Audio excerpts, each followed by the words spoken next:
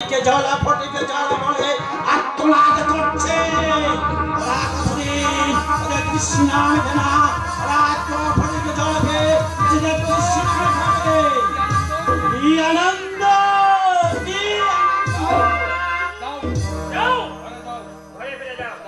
যাচ্ছি। তবে তবে জেনে রাখো মহাপ্রলয় হতে আর বেশি দিন দেরি নেই।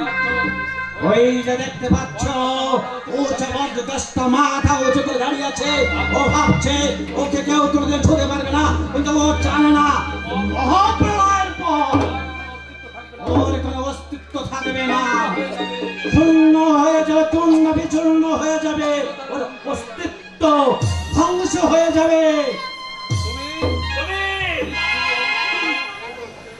ওই নিষ্ঠুর ঔরঙ্গজেবের বিশাল সাম্রাজ্য সে ধরে রাখতে পারেনি, তার মিথ্যা অহংকারের জন্য তার সমস্ত সাম্রাজ্য কাশের ঘরের মধ্যে ভেসে গিয়েছিল। ঠিক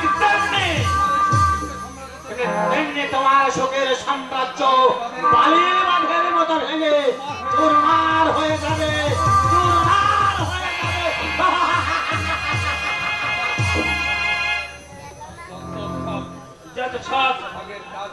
আগের কাজ আমাকে আগে একেবারে গলা টিপে শেষ করে দেব। এত ভয় কেন? মজুমদার বাড়ির বউ হয়ে এসেছো অথচ তুমি না, এই ভীরুতা তোমার মোটেই স্বভাব পাই না।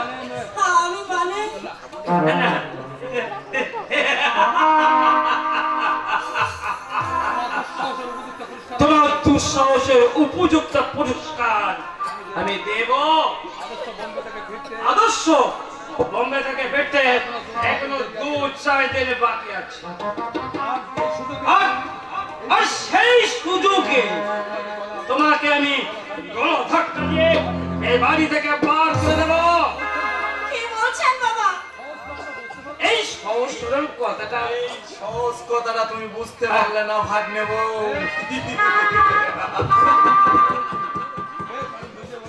বেশ, আমি তোমাকে বুঝিয়ে বলছি, জামাই বাবু চান না তুমি আর এক মুহূর্ত এই বাড়িতে থাকো। কি আমি সঠিক বলিনি জামাই বাবু?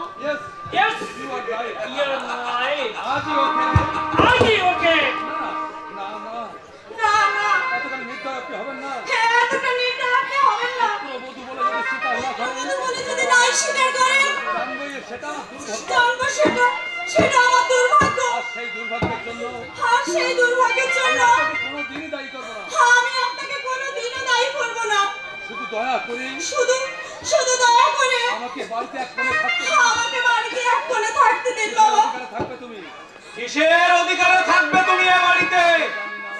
তা তো জানি না, তুমি একটাই জানি। তবে শুধু একটাই জানি, মেয়েদের কাছে স্বামীর ঘর হিসাবে আমাকে এই স্বর্গ থেকে তাড়িয়ে দেবেন না।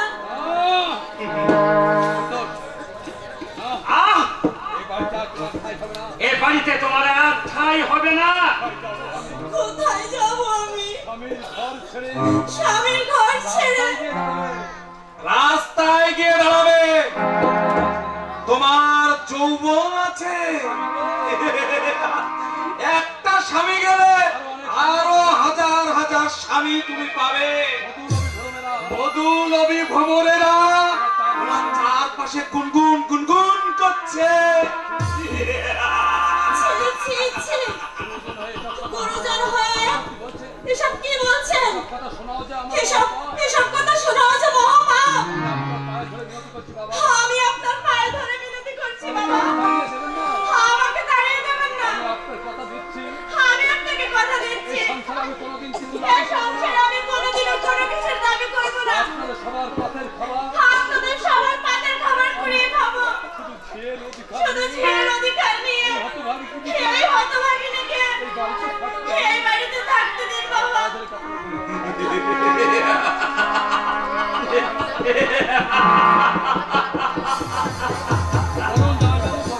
বলুন জামাই বাবু বলুন, তুমি কি পাগল হয়ে গেলে নাকি?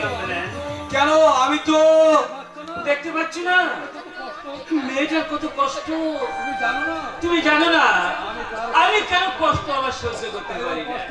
এই ওর কষ্ট লাঘব করতে মুছে দাও ওর স্মৃতির সিঁদুর। ভেঙে দাও হাতের শাখা। না বললে শুনবে কে?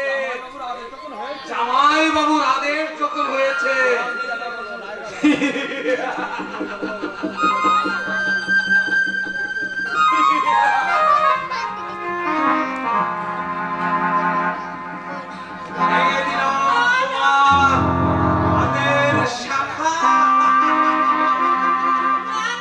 মুছে দিলাম তোমার শীতের সিঁদুর।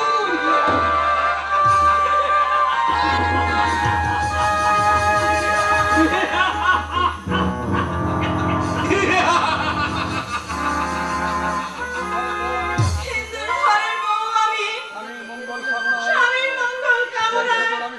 যে সিঁদুর আমি আমার স্মৃতিতে পড়েছি সেই সিঁদুর আপনারা মুছে দেবেন না, ভেঙে দেবেন না। হেতের চিহ্ন আমার হাতের এই শাখা আমি আপনাদের কাছে করে চলে বেরোতে করছি। বাংলার এক হতভাগিনী বধূ আমি আপনাদের কাছে অকাতরে আবেদন করছি, দয়া করে আমাকে স্ত্রী হয়ে থাকতে দিন। নারী জীবনের শ্রেষ্ঠ সম্পদ শাখা সিঁদুর নিয়ে আমাকে বাঁচতে দিন, আমাকে বাঁচতে দিন।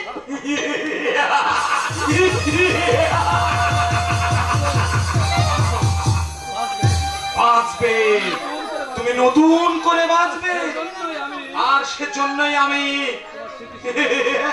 তোমার স্মৃতির সিঁদুর মুছে দিলাম, হাতের শাখাও ভেঙে দিলাম।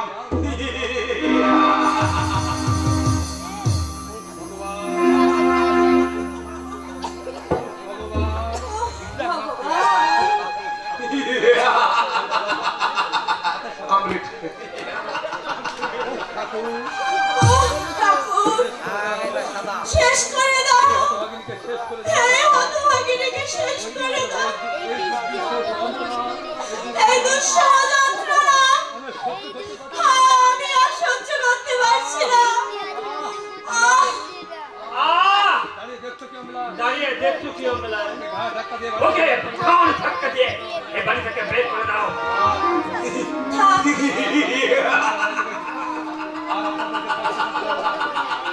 আর আপনাদের কষ্ট করতে হবে না, আমি নিজেই চলে যাচ্ছি। তবে যাওয়ার আগে আপনাদের একটা কথা বলে যাই, গরিবের মেয়ে আমি, শুধু এই অপরাধে আমার প্রতি যে অবিচার আপনারা করেছেন তার শাস্তি আপনাদের পেতেই হবে।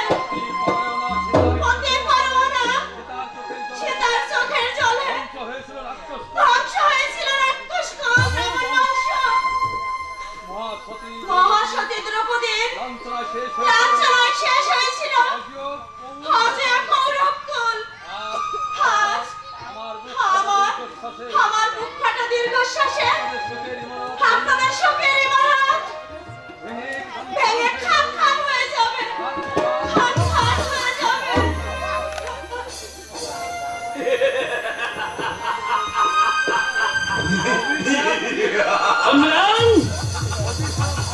অভিশাপ দিয়ে গেল প্রাণে প্রাণে বড় লেগেছে কিনা? যেমন করে হোক ওকে সে আপনাকে বলতে হবে না জামাই বাবু, আমি সকল ব্যবস্থাই করে রেখেছি। বাইরে বাইরে আমার লোক তৈরি হয়ে আছে। এ তো খুব সাবধান, আদর্শ যেন ভুল না করে জানতে না পারে। আর হ্যাঁ, আমাদের কিন্তু আদর্শ বাড়ি আসলে নিখুঁত অভিনয় করে বলতে হবে বৌমা স্বেচ্ছায় গিয়েও ত্যাগ করেছে।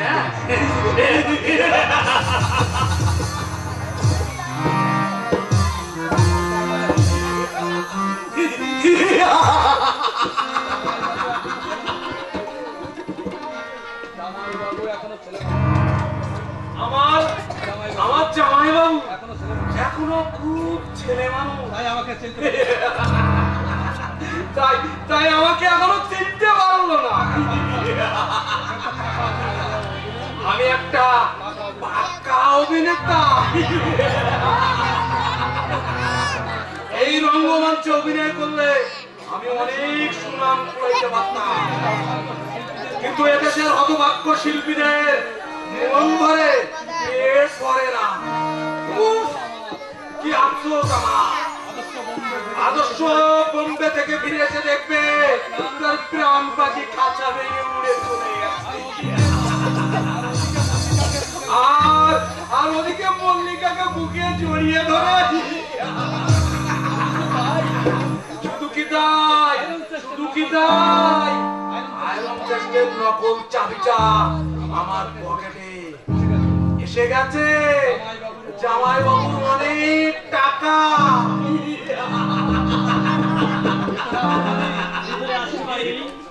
কে?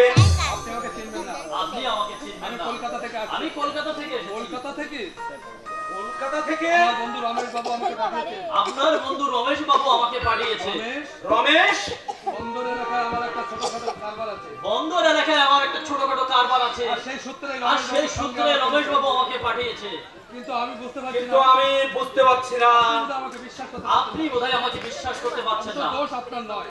অবশ্যই দোষ আপনার নয়।